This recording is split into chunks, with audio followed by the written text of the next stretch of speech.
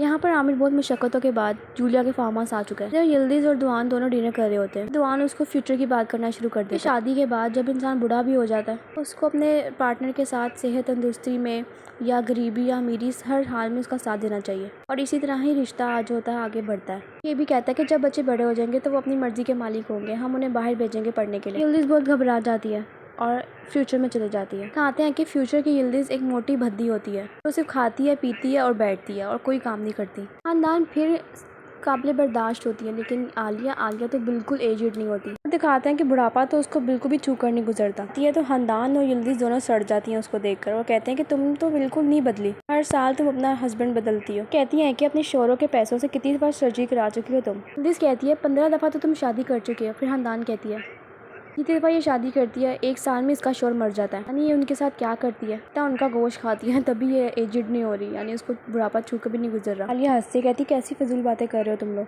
मैं एक खुद एतमाद और खुद पसंद औरत हूँ, यही वजह है कि मैं अभी तक तुम लोग जैसी नहीं हुई। दिखाते हैं कि शादी के लेके आता है हाली जान को और सू को। उनका हुलिया देखकर तो बिल्कुल ही अजीब लग रहा होता है, यानी सू तो बिल्कुल लगता है आलिया की बेटी लग रही है, आलिया पे गई है। हाली जान भी कुछ अच्छा खासा नहीं लग रहा था। यिल्दिज़ को उनके स्कूल की तरफ से फिर एक नोटिस आता है, यानी हर रोज़ उनकी कोई ना कोई शिकायत आती होती है स्कूल की तरफ से। इसी बात पर यिल्दिज़ उन्हें लेक्चर दे रही होती है और हाली जान और सू को बिल्कुल पसंद नहीं आ रहा होता।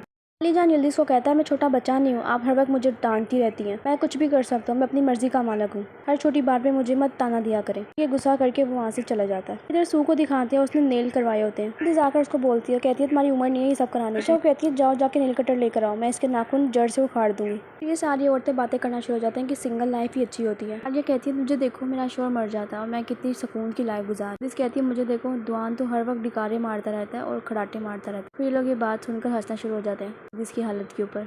दुआन यिल्दिज़ को वाजे देता है तो यिल्दिज़ फ्यूचर से वापस आती है, कहती है कि तुमने तो मुझे डरा के रख दिया है। दुआन उसे कहता है कि ज़िंदगी का पार्ट है, मानो या ना मानो तुम्हें ये तस्लीम करना होगा कि इंसान को एक वक्त पर आकर हर चीज़ को छोड़ देना चाहिए, चीज़ हमेशा तुम्हारे हाथों में नहीं रह सकती। यिल्दिज़ सोचती है मैं तो अभी जवान हूँ और दुआन कुछ सालों में ही जैसा मैंने फ्यूचर में सोचा बिल्कुल वैसा ही बन जाएगा।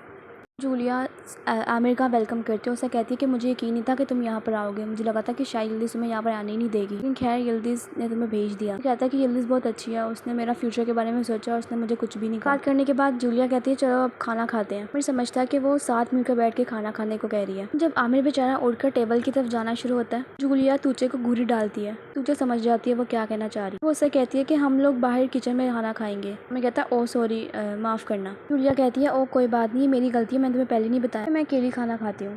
आमिर को ये चीज़ अच्छी नहीं लगती। आमिर तूचे के साथ जब जाता है तो वो कहते हैं कि मुझे बहुत अजीब लगा। जूलिया के इतने करीब हो लेकिन वो फिर भी तुम्हारे साथ खाना नहीं खाती। तूचे उसे कहती है कि हम क्या कर सकती हूँ, वैसे भी जूलिया के अपने रूल्स हैं, बाद में हम यहाँ पर अकेला टाइम स्पेंड करेंगे, आओ हम मिलकर खाना खाते हैं। यिल्दिज़ परेशान हो रही होती है फ्यूचर के बारे में। कोमल से कहती है तुम्हें तो ये शुक्र मनाना चाहिए कि तुम्हें मेरे डैड मिले, मेरे डैड को नहीं बल्कि तुम्हें खुशी होनी चाहिए इस बात की। इसको गुस्सा आता है, वो कहती है कि तुम्हें क्या पता, जब बच्चे होते हैं तो पता लगता है। कहती है मुझे नहीं पता जब मेरे बच्चे होंगे तो कैसा लगेगा मुझे। बातों बातों में कहती है अगर मेरे बच्चे का बाप ना हुआ तो। वहाँ यिल्दिज़ को बात बहुत अजीब लगती है, कहती है मैं तो बस ऐसी दिमाग में मेरे बात आई मैंने कर दी। अच्छे लोग होते हैं जिनके बच्चों के बाप नहीं होते। दुआन कहता है तुम्हें किसी की भी जरूरत नहीं है, मैं हूं ना तुम्हारे साथ, मैं तुम्हारा साथ कभी नहीं छोड़ूंगा। इधर जूलिया के खाना खाते हुए खानदान का फोन आता है और वो उसको रिमाइंड करवाती है कि तुमने मेरा काम करना, जल्द से जल्द सलीम को यहाँ से भेज दो, उसका सामना कभी भी कोमल से नहीं होना चाहिए, हमारे पास सिर्फ 2 दिन है। जूलिया उसे कहती है कि ठीक है मुझे पता है मैंने क्या करना है। यहाँ पर आसमा यिल्दिज़ के दिमाग में डालती है औरतें तो बुढ़े लोगों से भी शादी कर लेती है, मर्दों को हमेशा सेहतमंद औरत ही चाहिए होती है, उसका ख्याल रख सके, उसके बच्चों का, उसके घर वालों का। जो सुस्त होती है हर वक्त पड़ी रहती है बिस्तर पर, उसको वो औरत नहीं पसंद होती, यानी इन शॉर्ट बीमार औरत। यदि सोचते अगर कभी मैं बीमार होगी तो दुआन तो मेरे से तंग आ जाएगा, तो सोचते कि मुझे दुआन को टेस्ट करना चाहिए, इसलिए वो बीमार होने का ड्रामा रचाती है। यहाँ पर जूलिया असलान से कहकर सलीम के हॉस्पिटल में शेलिंग करवाती है और सलीम को जब पता लगता है कि मेरे ऑफिस में शेलिंग हुई, को लगता है कि वो हमदान ने करवाया, उसको शदीद गुस्सा आता है। हाँ जूलिया कहती है मैं अभी सलीम को फ़ोन ही करूँगी, देखना भी कुछ देर बाद खुद ही उसका फ़ोन आ जाएगा और सारी स्टोरी वो मुझे खुद ही बता देगा, बस हमें कुछ ना कुछ करके उसको यहाँ से भेजना होगा, देखना इस बात के बाद वो खुद मान जाएगा कि यहाँ से जाने के लिए। यहाँ पर आलिया अपने एंड्रे डायमंड के बिजनेस के लिए आती है, कहती है कि दुआन से कहो कि तुम्हें अपनी शादी का तोहफा दे। आलिया उसको ताज दिखाती है जो आलिया ने उसके लिए ढूंढा होता है, कहती है तुम मुझे सारी मरी हुई औरतें क्यों दिखा रही हो, चाहती हो कि मैं भी अपनी शादी के दिन मर जाऊँ।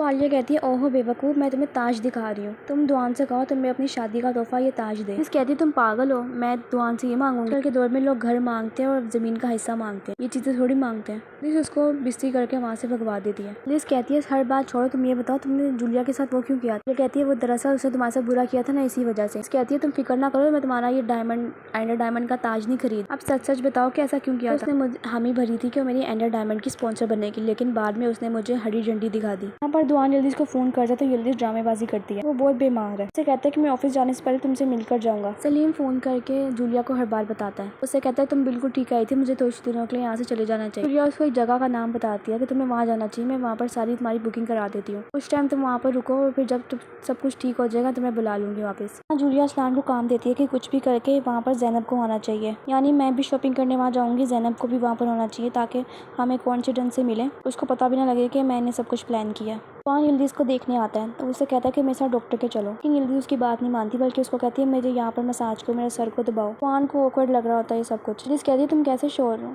जैसे तुम मेरे से शादी करने के लिए मरे जा रहे हो, यहाँ पर तुम मुझे दबा भी नहीं सकते हो। उससे कहता है कि मेरी बहुत ज़रूरी मीटिंग है, मैं उसके करने के बाद तुम्हारे पास आता हूँ। यल्दिज़ कहती है हाँ मुझसे इंपॉर्टेंट है तुम्हारी मीटिंग है। दुआन वहाँ से चला जाता है और यल्दिज़ को बहुत गुस्सा आता है। वो कहती है कि बिल्कुल ठीक कह रही थी अम्मी, सारे मर्द एक जैसे होते हैं।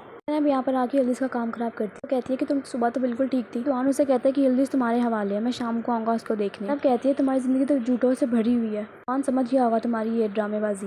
असलान ड्रामे करता है कि मेरी किसी दोस्त के लिए मुझे गिफ्ट चाहिए तो तुम मेरी मदद करो, किसी अपनी फीमेल फ्रेंड से कहो कि मुझे गिफ्ट सजेस्ट करे। यल्दिज़ का नाम लेता है तो वो कहता है कि यल्दिज़ जूलिया की दुश्मन है और जूलिया मेरे से बहुत नाराज़ होगी अगर मैंने उससे कोई काम लिया। उसे कहता है कि यल्दिज़ की बहन ज़ैनब भी तो है, तुम उससे कहकर देख लो। वो उसे कहता है कि ठीक है मैं ज़ैनब से सारी बात कर लूँगा। यहाँ पर आमिर ज़ैनब को फ़ोन करता है और कहता है कि मुझे तूचे के लिए गिफ्ट चाहिए। ज़ैनब मान जाती है उसकी मदद करने के लिए। वो उसे ड्रेस सेंड करने को कहती है और कहती है मैं पिक कर लूँगी गिफ्ट। बाद में इधर अरसलान उसको फ़ोन करता है और कहता है कि तुम्हारा काम हो गया। शैतान लोग हैं, हर जगह जूलिया ने अपने चेले रखे होते हैं। एपिसोड खत्म। Okay bye bye.